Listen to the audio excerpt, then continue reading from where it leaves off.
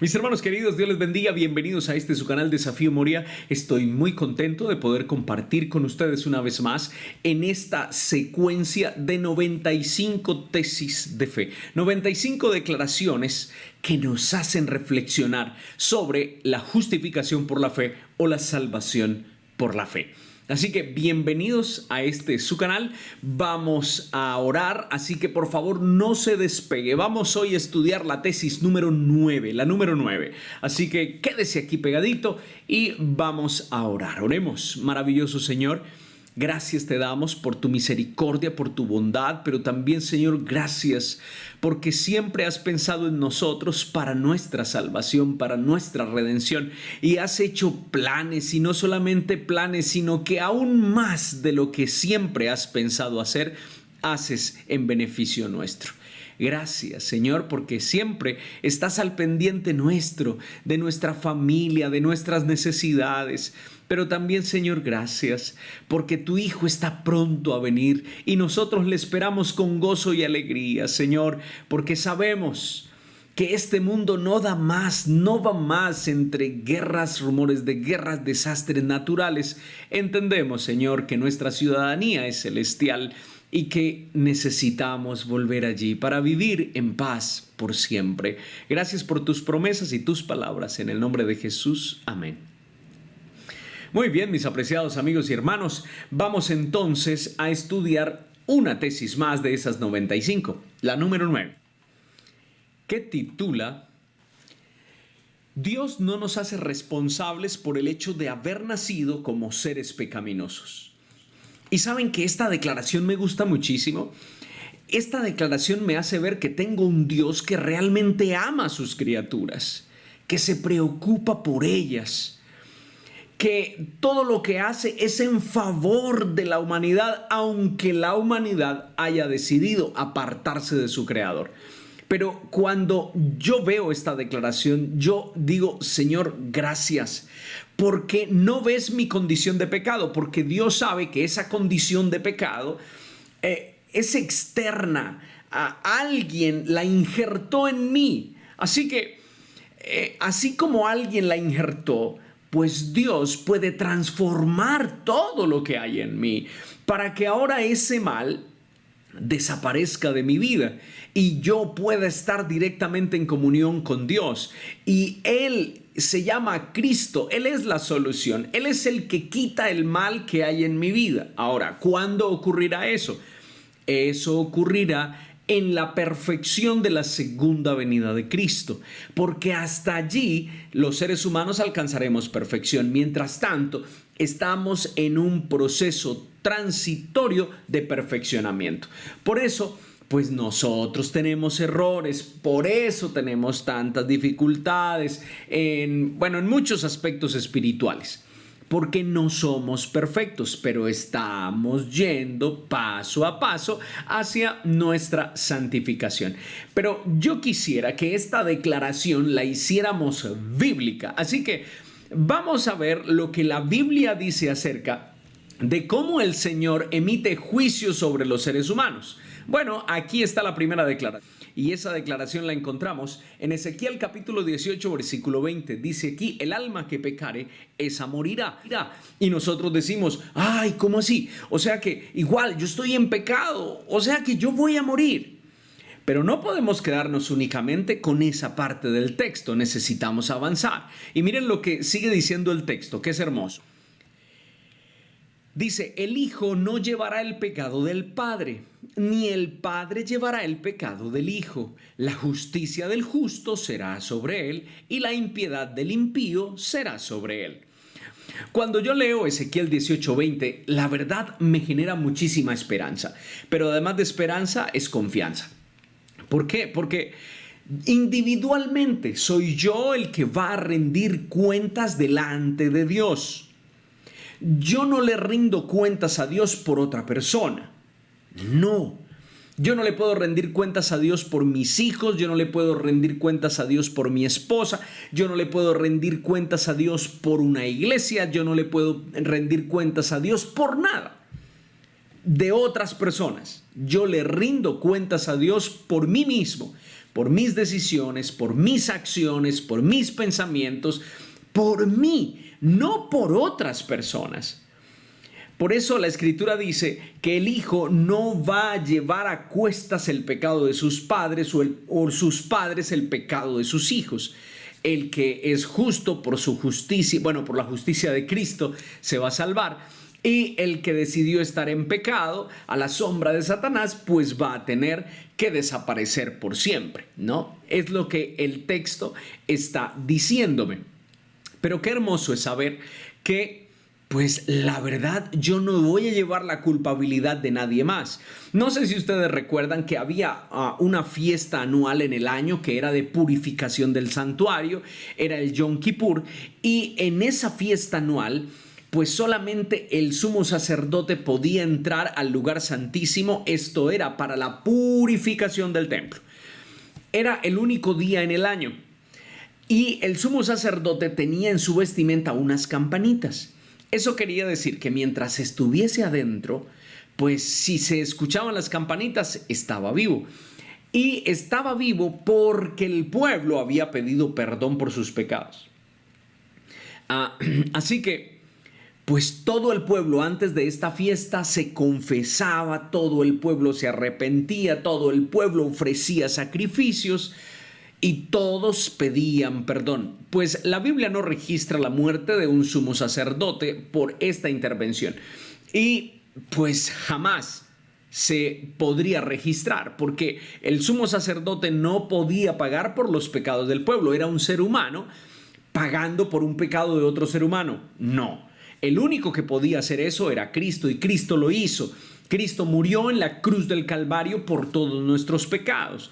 Así que era Él el único que podía, pero un ser humano por otro ser humano normalmente, no. Así que eso trae esperanza para mi vida, pero vamos a otro texto bíblico. Este texto está en San Juan 15:22. Si yo no hubiera venido, dice Cristo, ni les hubiera hablado, no tendrían pecado, pero ahora no tienen excusa por su pecado. Y esta declaración de San Juan 15:22, ¿saben que es bien importante para tenerla en cuenta? El Señor Jesús dice, bueno, pues no olviden algo que yo les voy a declarar ahora, que si yo no hubiese venido, pues ustedes estarían en pecado y no sabrían. Así que, pues de esa manera se haría el juicio. El juicio de sus vidas se haría con la base del conocimiento que ustedes tengan del pecado y de la salvación.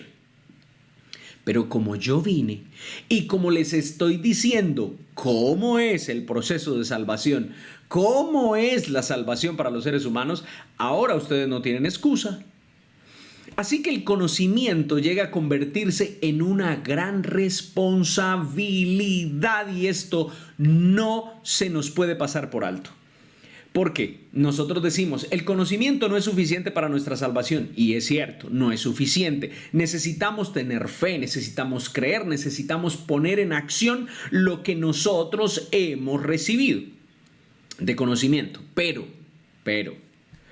a mayor conocimiento, mayor responsabilidad. A mayor conocimiento, mayor responsabilidad. Porque, a ver, aquí entramos en un conflicto pequeñito. Y ese conflicto es, bueno, si yo sé mucho, ¿de qué me sirve saber mucho si yo no lo pongo en práctica? Y si yo sé poco, pues de nada me sirve ese poco si yo no lo vivo. Pero si yo sé mucho y no lo vivo, y sé poquito, pero lo vivo, lo experimento, bueno, el que sabe poco estará delante mío.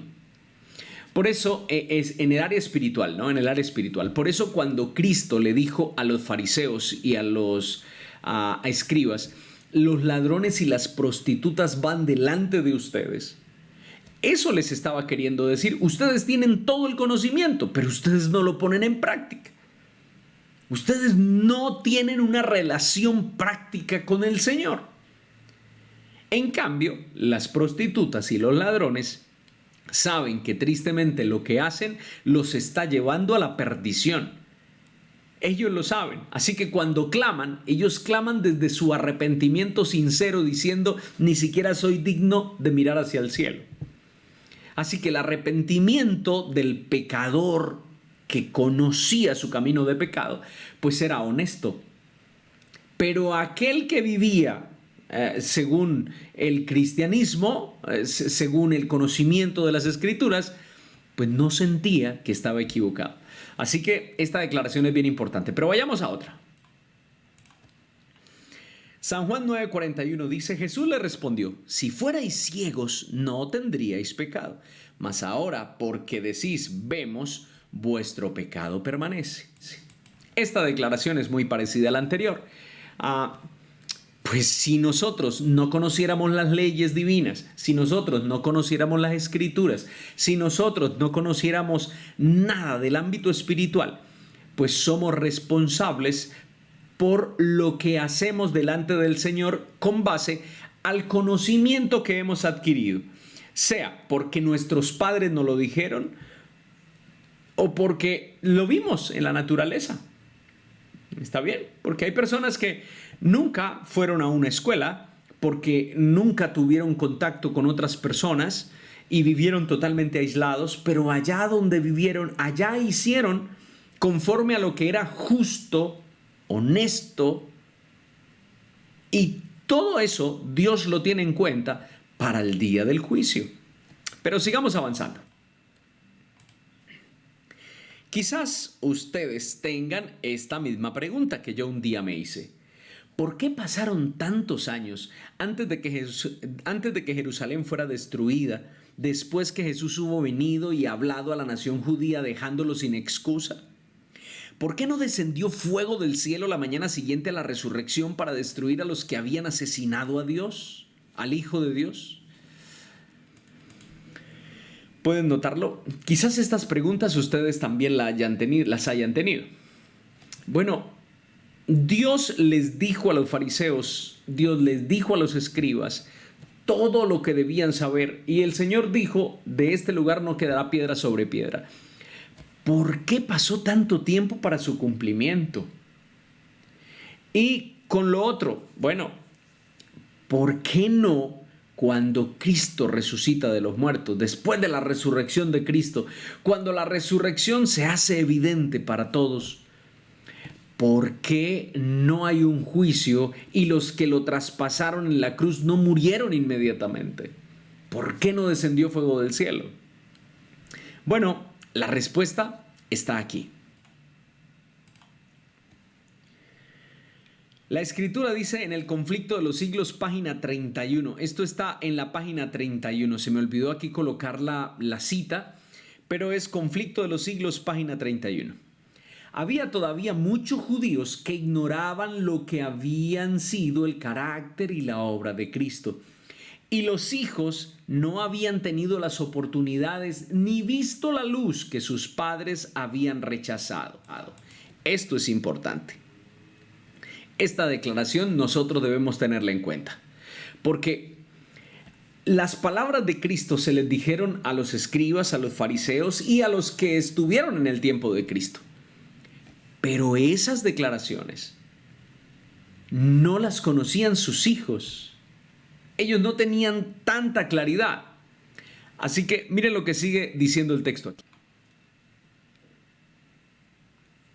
Por medio de la predicación de los apóstoles y de sus compañeros, Dios iba a hacer brillar la luz sobre ellos para que pudiesen ver cómo se habían cumplido las profecías, no únicamente las que se referían al nacimiento y vida del Salvador, sino también las que anunciaban su muerte y gloriosa resurrección. Entonces, ¿pueden notarlo?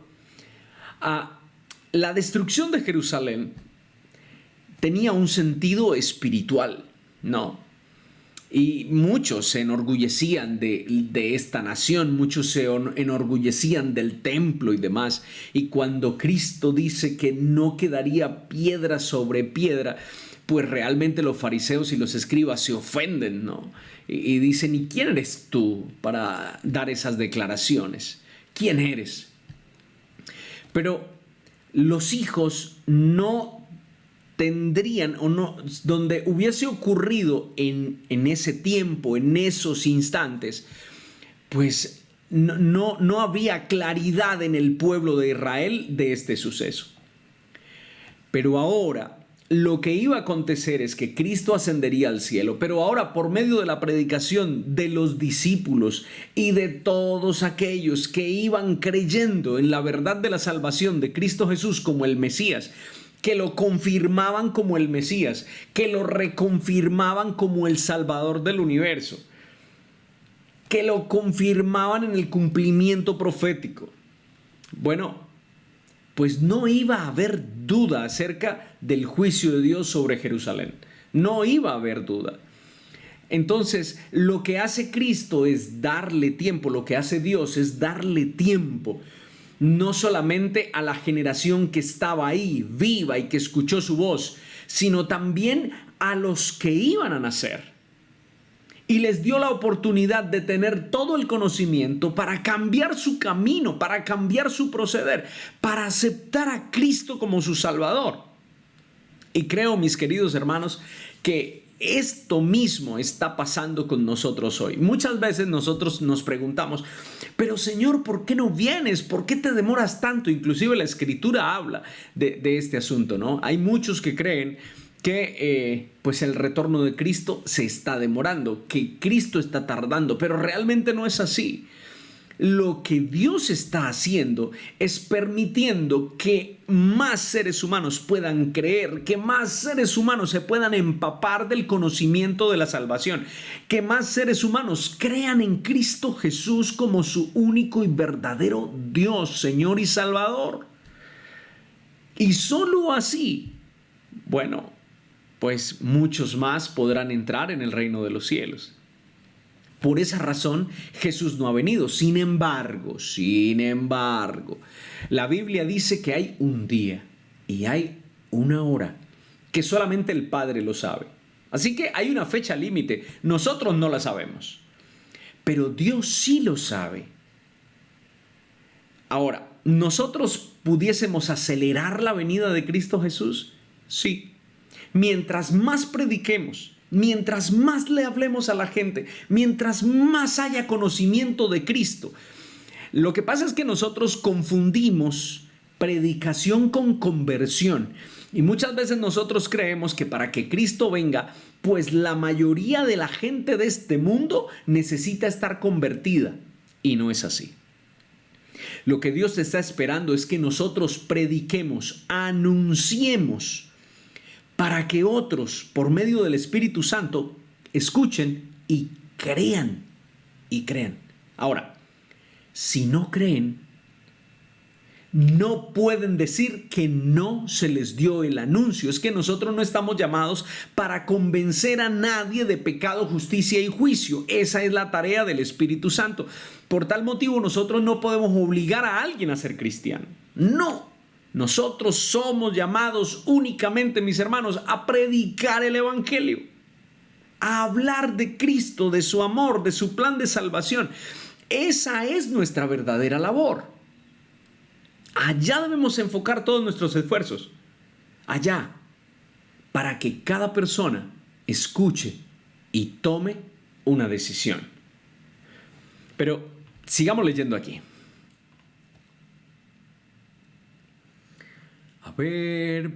Acá. Los hijos no fueron condenados por los pecados de sus padres, pero cuando, conociendo ya plenamente la luz que fuera dada a sus padres, rechazaron la luz adicional que a ellos mismos les fue concedida, entonces se hicieron cómplices de las culpas de los padres y colmaron la medida de su iniquidad. Ok. Esta declaración del conflicto de los siglos de la página 31 es excelente. Así que lo que Dios espera es que ningún ser humano pueda tener excusa. Ningún ser humano va a poder tener excusa. ¿Por qué? Porque Dios ha permitido que todos los seres humanos a través de las edades sepan quién es Él y cuál es el plan de salvación. Ahora, si Dios hubiese traído sobre la nación, sobre Jerusalén, destrucción de manera inmediata, después de habérselo declarado a los escribas y a los fariseos, pues los niños que venían levantándose no hubiesen entendido. ¿Cómo así? ¿Pero por qué? ¿Por qué? ¿Por qué se destruyó la ciudad? ¿Por qué se destruyó el templo? ¿Por qué todo quedó en ruinas? Lo que Dios quería es que todos tuvieran el conocimiento pleno de lo que Dios deseaba que ocurriera en cada corazón. Entonces, después de que esos muchachos crecen, escuchan la predicación de los apóstoles, leen las Sagradas Escrituras y aún se apartan del camino, aún se apartan del plan de salvación. Bueno, pues el Señor tiene que decir: lo hicieron a conciencia, adredemente, porque yo les mostré lo que iba a suceder, lo que iba a acontecer. Como no se acercaron, como no se humillaron, como no me buscaron, pues ese fin yo debo cumplirlo. Esas son las palabras del Señor. Yo debo cumplirlo, porque así yo lo he predicho, así lo he predicho. Así que Él cumple. Así como también Él espera que nosotros cumplamos cuando nos acercamos a Él y creemos en su palabra.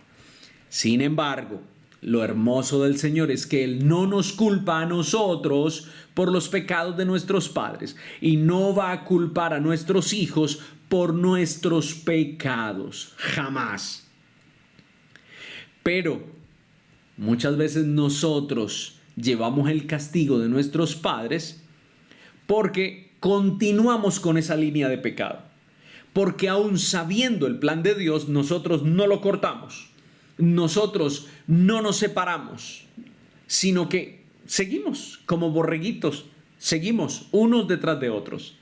No, Dios espera que nosotros hagamos un alto, que miremos el camino y que digamos, pues no hay mejor camino que Cristo y que podamos refugiarnos en Él. Cuando nosotros elegimos a Cristo, cortamos cualquier línea de pecado por herencia y ahora podremos vivir una vida en Cristo. Y eso es algo hermoso.